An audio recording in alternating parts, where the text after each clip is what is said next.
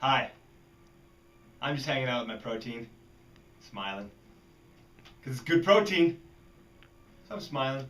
All right, seriously, this is the protein that we carry in my office. I could carry tons of other protein powders, and I don't. And the reason why is because of knowledge, because in this, they say things like natural milk flavor, and they say natural vanilla flavor, natural cocoa flavor. I think they say cocoa is how they call it. Let's see, organic cocoa actually. So, but what I know is that all of the natural flavors are true food-based natural flavors. So some of you heard me talk about Trader Joe's, or you've heard me say it before, like the natural raspberry flavor that exists like in a cereal bar that you feed your kids. It comes from a beaver's anal gland. That's natural because it's on the earth, and it actually is. Who would think that a beaver's anal gland would taste like raspberries? And whoever figured that out? But somehow someone figured that out. These don't have anything like that in them, so that's a cool thing.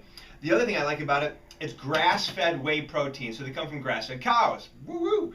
That's a good thing. Now, it used to be that they used to only have 4 ingredients in their product. They've added a few more now, and I like it though. One thing they do is they have sunflower lecithin, so non-GMO, the whole thing.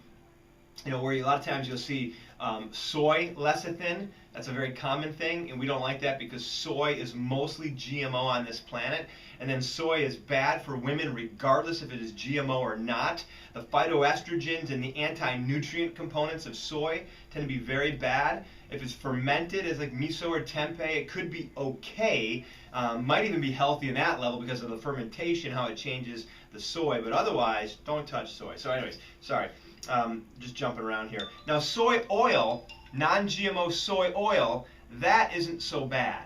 The oil, so a lot of times you'll see like, you know, you got oil from like soy plant.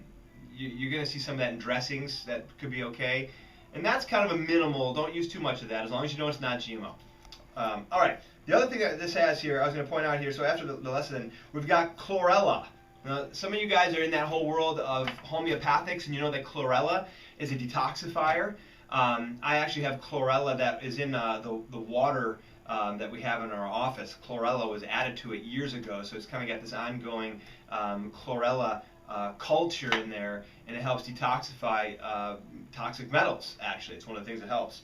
So chlorella is in there, and then it's sweetened with stevia, of course, because we're not going to let anything else be our sweetener, so it's just stevia, nothing else. And then we have 2 different probiotics.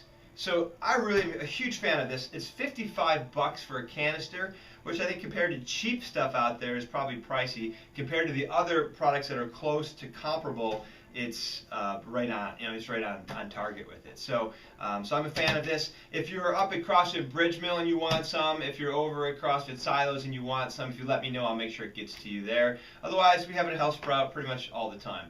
It will be this coming Monday night. We will have it there on hand as well. All right, cool. Protein powder. We use it. Why?